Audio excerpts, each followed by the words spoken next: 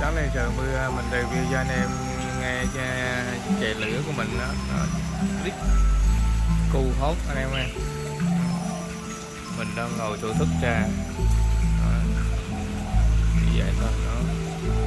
Anh em không biết giờ này anh em đang làm gì, đang ở đâu,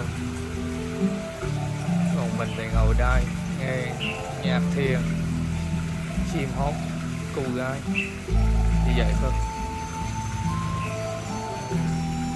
Đây là một thực tế nha, chim hò mây, chim chạy lửa hốc thực tế nha.